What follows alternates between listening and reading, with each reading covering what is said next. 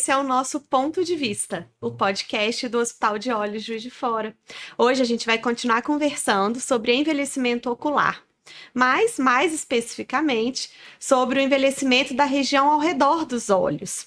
Para isso, a gente vai receber aqui o Dr. Thales. Tudo bem, Carol? Tudo bem, doutora Flávia Felizardo. Olá, boa noite. Boa noite, muito bom estar com vocês aqui para esse bate-papo. Obrigado pelo convite, é um prazer estar aqui, a gente podendo falar sobre esse tema que é tão interessante nos dias de hoje, né? Sim, vai ser muito bom. Prazer ter vocês aqui. E para começar, acho que todo mundo que está nos acompanhando quer saber primeiro o que exatamente faz um oftalmologista especialista em plástico ocular. Tá, então vamos lá, vamos começar falando, né? A plástico ocular, ela é uma subespecialidade, né, da oftalmologia, e essa subespecialidade, ela cuida justamente da região palpebral, né, que é essa pelezinha em volta dos olhos. Além disso, ela também cuida da região da via lacrimal e também da região orbitária, né? A gente tem que sempre ter em mente, Carol, que plástico ocular nem sempre é só estético, né? A gente tem que lembrar que a pálpebra ela tem uma função. E a função principal da pálpebra é proteger o olho, né? Então a gente tem que proteger o olho. Então a gente sempre, quando a gente vai pensar em plástica, a primeira coisa que a gente vai pensar quando a gente vai fazer uma cirurgia é nessa função da proteção mesmo. E aí, além dessa questão, a gente tem a questão das reconstruções. Nas reconstruções, a gente tem, às vezes, que, por exemplo, o paciente sofre um trauma, ou um paciente que retira um tumor, a gente tem que tentar reconstruir aquela pálpebra para desempenhar essa função dela. Ótimo, entendeu? Muito bom. E o mesmo acontece com as vias lacrimais, né? Exatamente. Quando o paciente tem algum trauma de via lacrimal, a nossa tentativa é sempre tentar restabelecer essa via, né?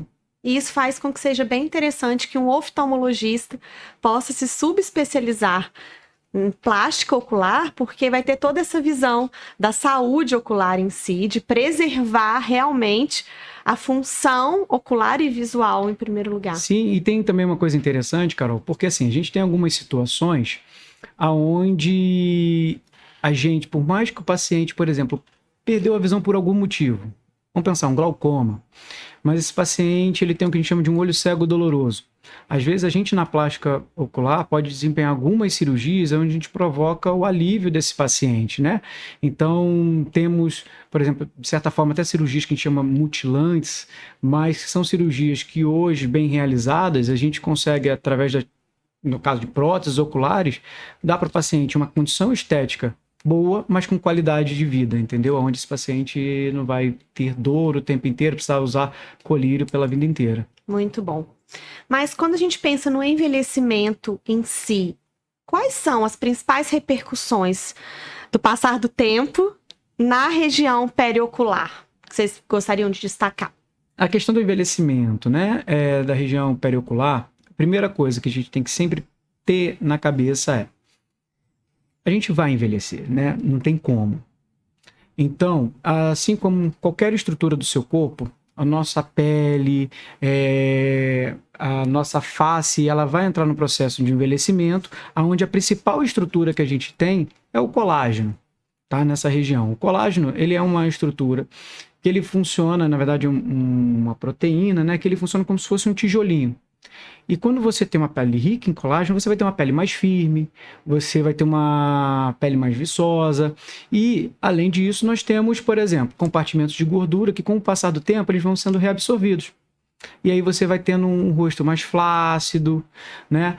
Com absorção de estruturas, como uma absorção óssea, que vai passando, com o passar do tempo, você vai tendo, isso vai fazendo com que o seu rosto vá derretendo.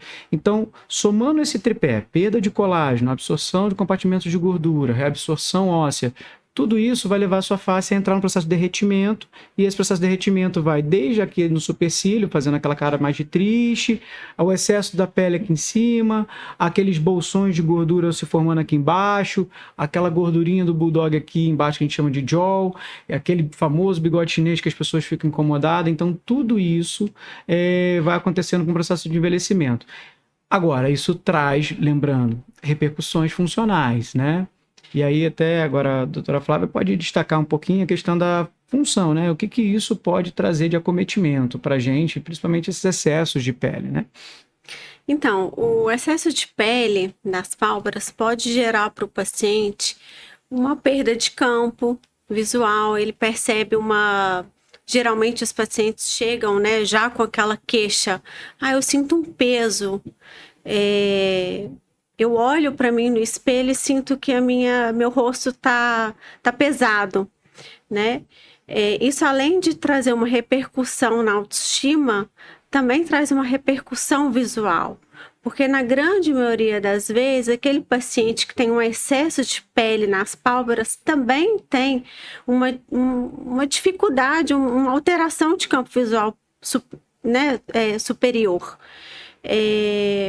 Então, esses pacientes acabam se queixando e a gente pode, de alguma forma, ajudá-los, né? Seja melhorando a parte estética, seja também melhorando a questão da abertura ocular, né? Melhorando, inclusive, dessa queixa de peso, de sensação de que está perdendo o campo. E isso é muito interessante, Flávia, porque assim, não é incomum a gente ter no consultório, às vezes, pessoas até mais idosas que ficam preocupadas, não, doutor, eu quero fazer uma cirurgia, mas não é estética, não. Mas veja, vai melhorar a sua estética, né? Sim. A cirurgia, quando a gente faz melhorando essa questão do campo visual, claro, mas quando a gente faz a cirurgia, automaticamente esse paciente vai ficar mais rejuvenescido. Sim. E é legal, porque quando você faz a primeira, aí ele quer, não dá para poder mexer nessa daqui de baixo também, não, porque você vê como também a questão da autoestima às vezes está ali silenciada, então a gente brinca, não, veja, não tem problema, mesmo sendo funcional, essa cirurgia é importante para a senhora e isso é bem legal, né, você vê. É possível abordar as duas coisas ao mesmo tempo, né? Exatamente. Então, essa é a famosa cirurgia do excesso de pele nas pálpebras, né? Que tecnicamente a gente chama de blefaroplastia. Isso. Então, vamos falar um pouquinho dessa cirurgia, o que ela é, como ela é feita, o que o paciente pode esperar quando é indicado para ele uma remoção do excesso de pele das pálpebras. Então, a blefaroplastia, que é a famosa cirurgia das pálpebras, né? Ela se refere à retirada da pele das pálpebras e também da retirada de gordura. Que é diferente da pitose. Tem muita gente que confunde o que seria o excesso de pele com a pitose. O excesso de pele nas pálpebras a gente chama de dermatocálase. E a queda da altura da pálpebra a gente chama de pitose. Tem muito paciente que chega para nós e fala, olha, eu tô com um olhar pesado. E quando a gente vai examinar aquele paciente, às vezes um pouco mais jovem, a gente vai examinar, ele não tem excesso de pele, mas ele tem uma pitose. Então, por isso também que é importante a avaliação do oftalmologista para poder identificar essas diferenças. E aí, ao abordar isso, então, Thales, se o paciente tem excesso de pele nas pálpebras associado à pitose, né, a redução da altura, como que isso é abordado na cirurgia? Então, a gente pode abordar de várias maneiras, né? A gente pode abordar ao mesmo tempo, que geralmente a gente procura fazer isso, porque a gente ganha tempo cirúrgico, a gente ganha na recuperação do paciente, então ninguém quer ir, às vezes, para o bloco cirúrgico em 2 momentos. Algumas raras situações a gente precisa fazer em 2 tempos diferentes. Primeiro, corrigir a pitose, e depois a gente vai ver exatamente o excesso de pele que ficou para a gente poder corrigir a questão desse excesso. Falando um pouco da cirurgia de pitose palpebral, ela pode ser feita aproveitando a incisão da blefaroplastia, ou ela pode ser feita, às vezes, por dentro da pálpebra. Então, às vezes, quando o paciente não tem esse excesso de pele, normalmente eu resolvo a vida do paciente, às vezes, por dentro da pálpebra, e não precisando fazer nenhum corte por fora. Evitando cicatrizes, Evitando né? cicatrizes, sem dúvida. E agora, no quesito recuperação, cara, é uma cirurgia extremamente tolerável. Eu não lembro do último paciente que chegou para mim e falou assim, doutor, tô sentindo dor, posso tomar dipirona? A gente sempre deixa as recomendações de analgésico, mas é uma cirurgia que ela não costuma doer. O pós-operatório de uma blefaroplastia, o que acontece é edema, pode ficar um pouquinho roxo, ou seja, aquele hematomazinho em volta, mas tanto o edema quanto o hematoma na primeira semana já dá uma boa regredida, na segunda semana praticamente já some por completo, entendeu? E a cicatrização, ela é uma cicatrização que fica escondida, né? Se eu faço uma retirada de pele, a gente esconde a cicatriz no que a gente chama de sulco palpebral, que é justamente a dobrinha da pálpebra, né? Então, assim, até é interessante e importante a gente falar, porque às vezes quando a gente faz cirurgia, o paciente, às vezes, ele transpõe, né? Ele vai chegar, olhar, ó, eu vi essa pessoa aqui na internet, na rede social, quero minha pálpebra igual a ela, calma. Entendeu? A gente não faz transformação de face, né? O que a gente faz é realçar aquilo que você tem. Então, a gente tem que ter muito isso em mente, né? Todo mundo que vai procurar a gente tem que ter, primeiro, ideia de que a pele é a matéria-prima. Então, um bom cuidado de pele, melhor resultado cirúrgico. No caso, uma pele um pouquinho mais castigada pelo envelhecimento, pelo sol, vai ter um resultado cirúrgico, talvez, assim, não é que vai ser ruim, mas que não vai ser tão expressivo como aquela pessoa que, por exemplo, tem uma pele que é boa, né, saudável. É, muito bom. E a pele da pálpebra é muito nossa amiga, né? Essa pele mais fina que a gente tem no corpo, com uma cicatrização, então, que ao longo do tempo se torna isso. Imperceptível, né? Exato. Quase E o que tempo, imperceptível. a gente sempre, as pessoas chegam muito no consultório perguntando quanto tempo, doutor, que demora a recuperação. A gente sempre fala, olha, com 2 semanas você já vai estar muito confortável em se olhar no espelho. Mas, em matéria de tempo de recuperação, a cicatrização, ela tem 3 fases. A primeira fase é uma fase que a gente chama de inflamatória, a segunda fase é uma fase de proliferação celular, mas a terceira fase que é a de amadurecimento. Essa terceira fase ela vai acontecer com 4 meses até 1 ano. Então, para a gente falar em cicatrização, a gente tem que pensar, ó, o resultado final vai ser nesse tempo, 4 meses a 1 ano. Só que, sem dúvida, com 2 semanas, 3 semanas, o paciente, ainda mais em questões, por exemplo, quando a gente fala em rosto feminino que faz maquiagem, aí que a gente não tem cicatriz mesmo, né? Que a gente consegue esconder. Excelente. Mas se mesmo um paciente não tão idoso assim, às vezes um paciente um pouco mais jovem, já pode chegar a ter queixas de, né, olhar cansado, será que existe então uma idade limite para indicar, por exemplo, a cirurgia das pálpebras para um paciente? Como é que a gente pode orientar quem está acompanhando a gente? Ah, não, acho que eu sou novo demais para uma blefaroplastia. Ou o contrário também, eu sou idoso demais para a cirurgia das pálpebras. Como é que a gente deve orientar? Então, a indicação da blefaro não está muito atrelada à idade.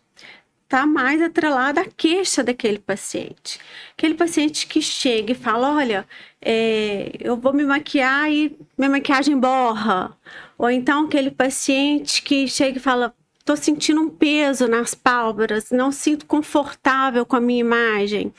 Aí sim a gente vai analisar aquele paciente. Tem muitos pacientes que são jovens e por caráter familiar mesmo, apresenta a pálpebra um pouquinho mais gordinha, né? Ou então aquele paciente que tem uma história de alergia já de longa data, que coçou muitos olhos e apresenta uma flacidez mais precoce. Então aquele paciente ele deve sim ser avaliado mesmo sendo jovem.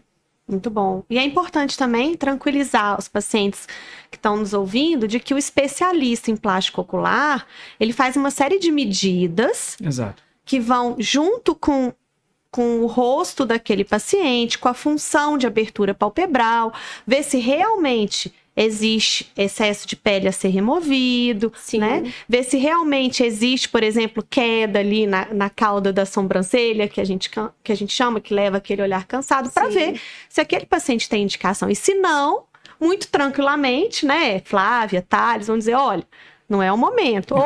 Exato. Né? Ou o contrário. Sim, Falar, a não, saúde dos olhos tem que vir sempre em primeiro lugar. Isso.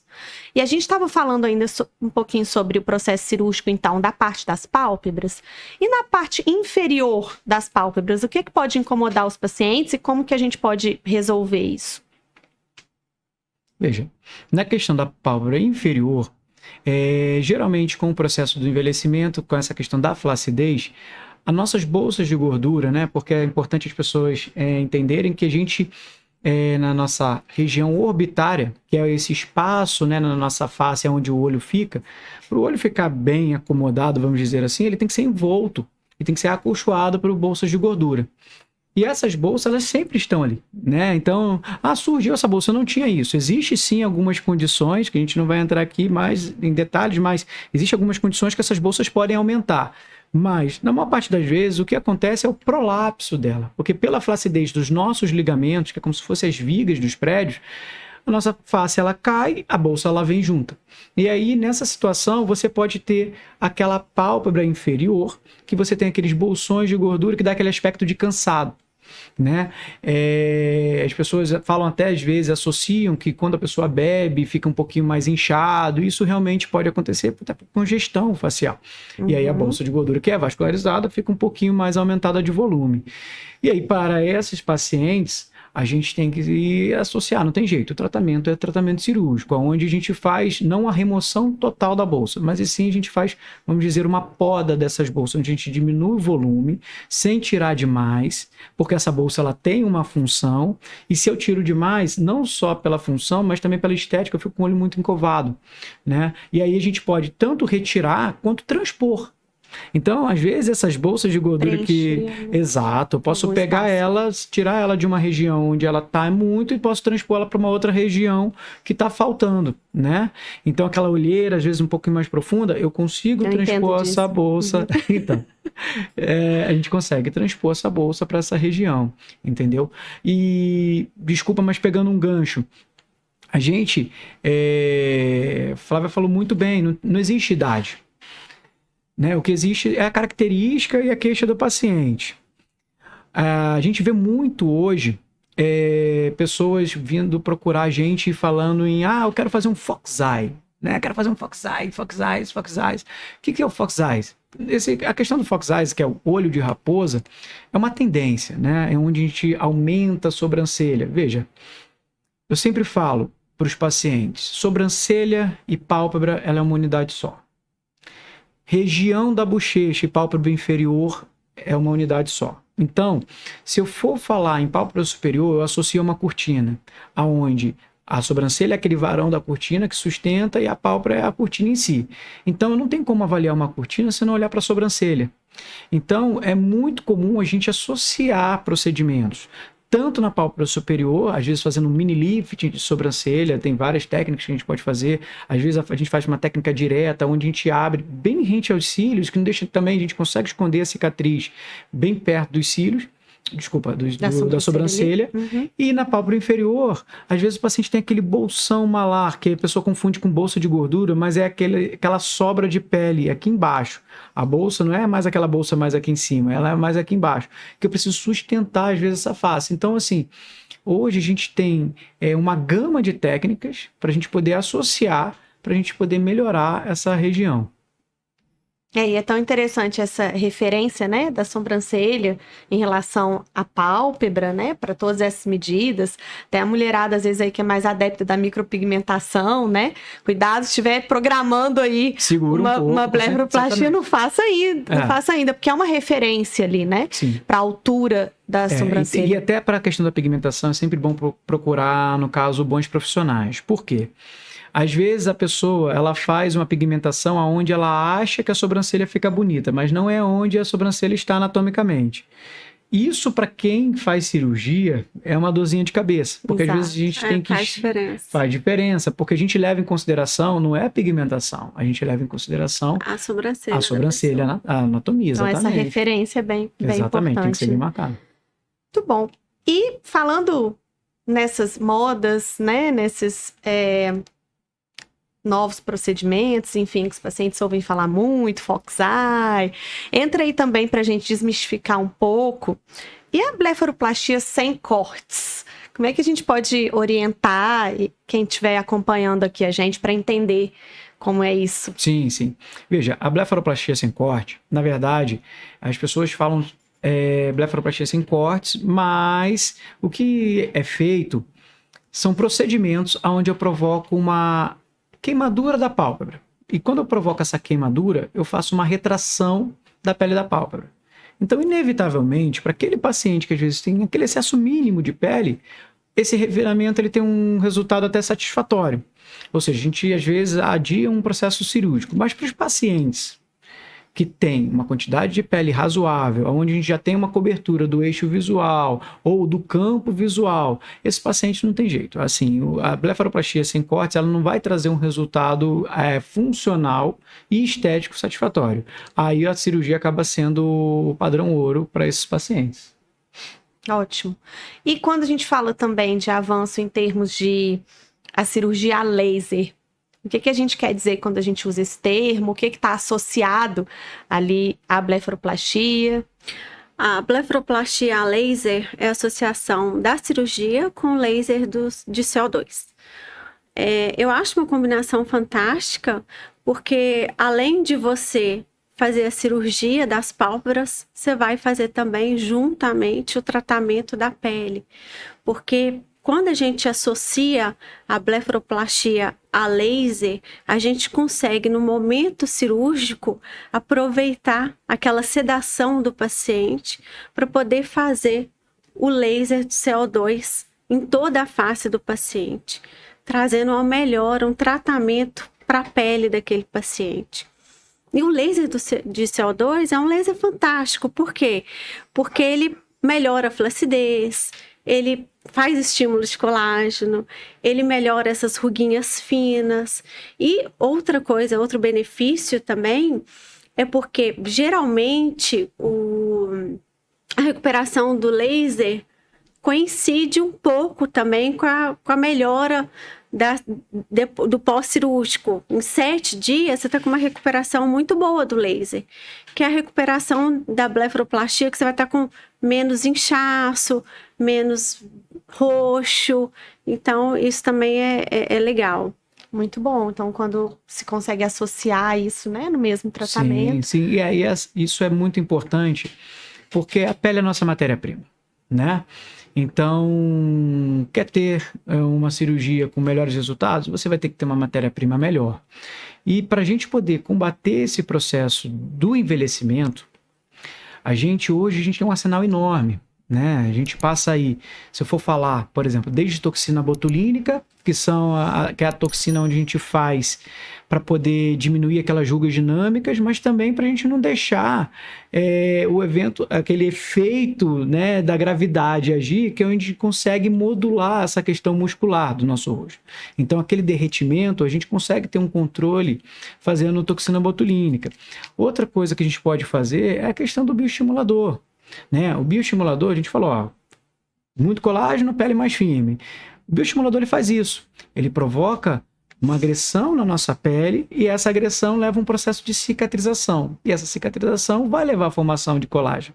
Entendeu? E aí, se você faz todo ano, por isso a gente fala, vamos fortalecer o banco de colágeno. Mas é isso. A gente tem hoje já a comprovação que até aqueles pacientes que a gente antes achava que não teria benefício, exemplo, um paciente mais idoso, que é onde as células que produzem colágeno já estão em menor quantidade, a gente fala assim, não tem benefício. A gente começa a ver uma reversão, aonde esses pacientes aumentam o número dessas células e aumenta a formação de colágeno. Então, estrutura melhora a pele. Temos hoje fios de PDO, que também é um bioestimulador, para a pálpebra inferior é ótimo, a gente consegue associar com cirurgia, né? Outros fios, no caso, para tração e bioestímulo também, peeling, que é onde a gente trata a pele do ponto de vista mais superficial.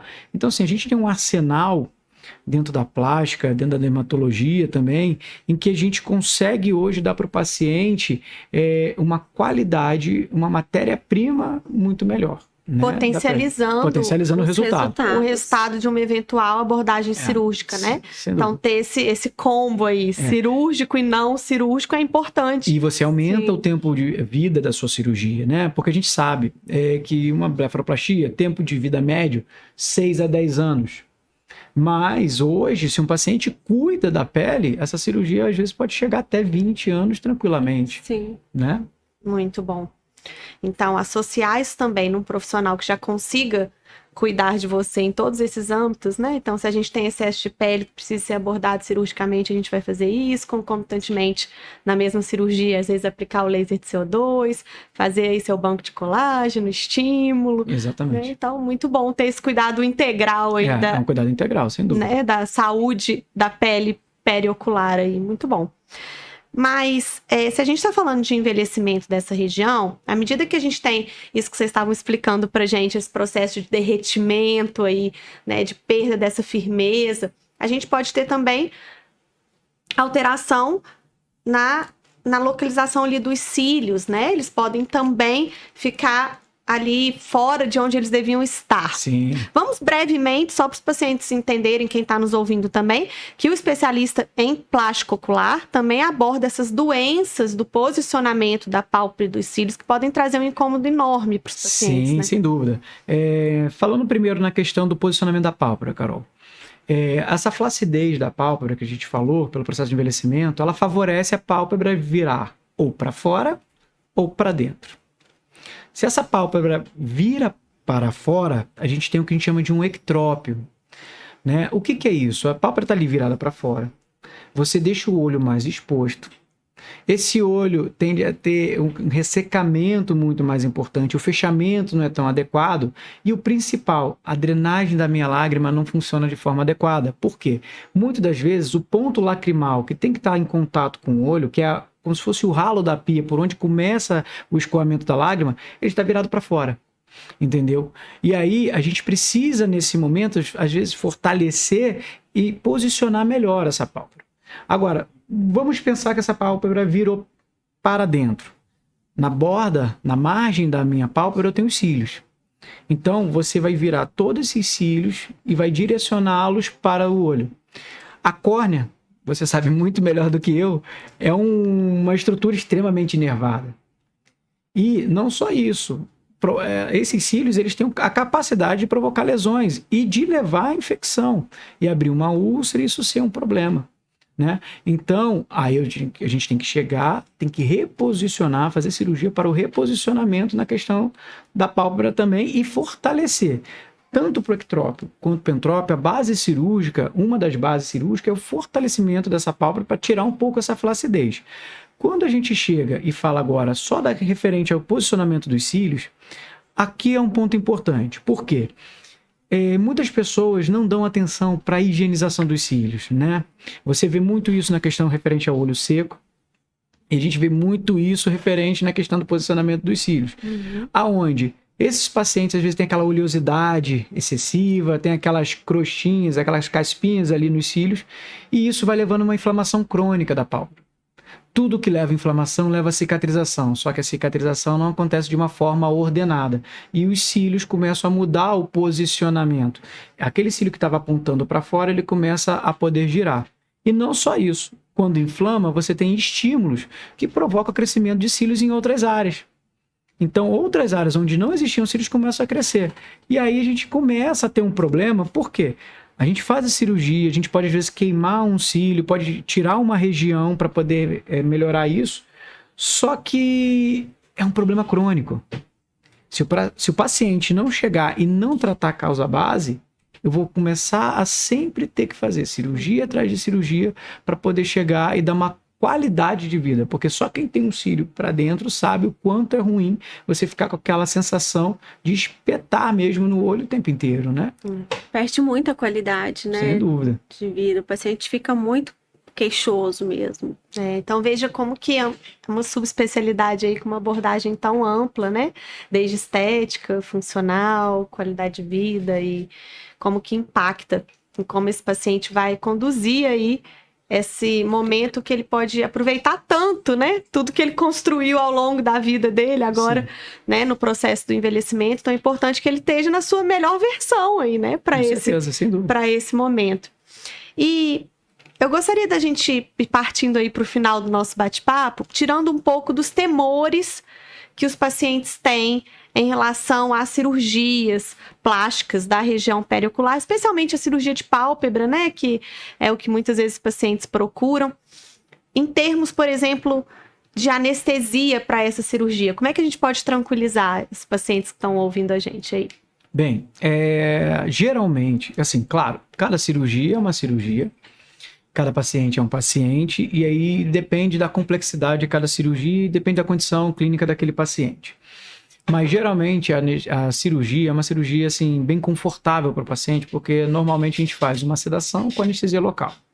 Então a sedação ela causa aquele efeito como se a gente estivesse fazendo uma endoscopia, por exemplo. Onde a gente vai, faz o procedimento, chega em casa, não sabe nem como chegou. Então é mais ou menos a mesma ideia.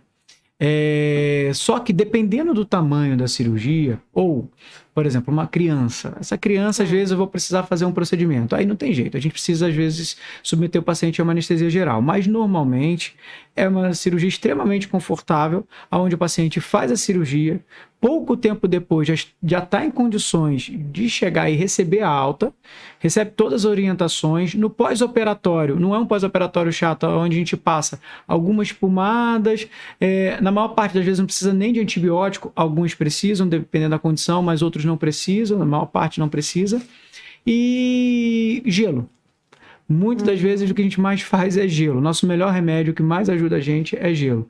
Então, assim, é uma cirurgia que quem faz... Você opera e vai embora no mesmo dia. Exatamente, é a melhor coisa, assim, a gente brinca que o paciente chega a ficar assustado, pô, se eu soubesse teria feito antes, doutor. E é essa a nossa função, né, tentar dar o máximo de conforto e melhor experiência possível, né, porque a gente não quer traumatizar ninguém.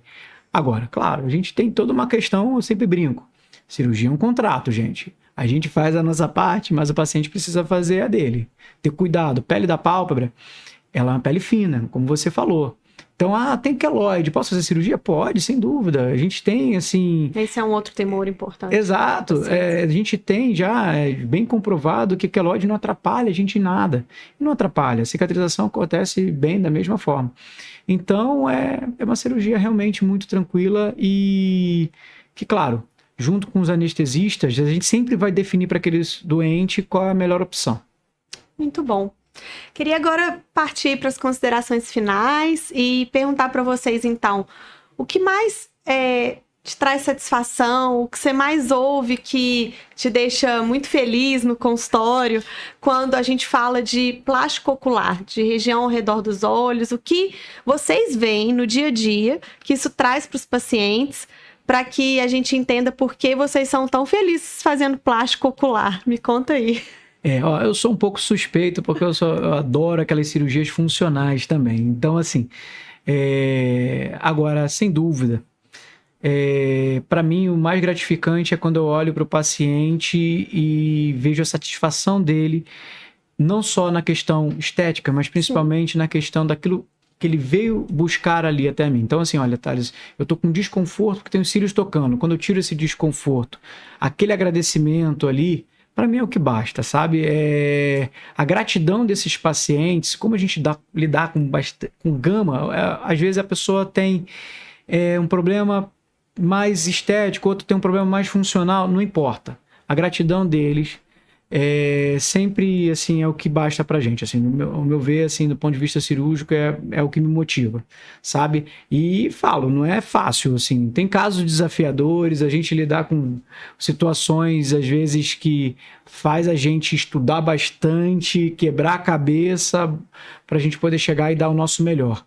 E eu sempre explico também que não é questão de resultado, é a questão de a gente fazer o nosso melhor pra gente atingir aquilo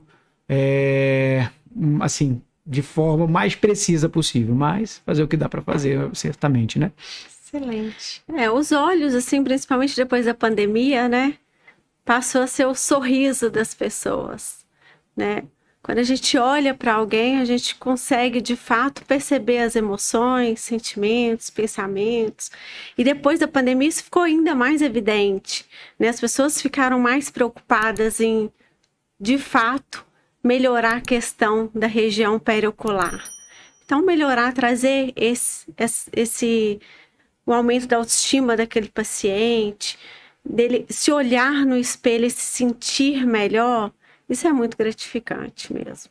Ai, muito bom. Foi muito bom ouvir o ponto de vista de vocês hoje aqui no nosso podcast e que a gente se encontre outras vezes aqui para bater mais papo. Foi ótimo. Foi ótimo. Sem dúvida. Muito bom. À disposição. Boa noite. Tchau, boa noite. Tchau, boa Tchau. noite.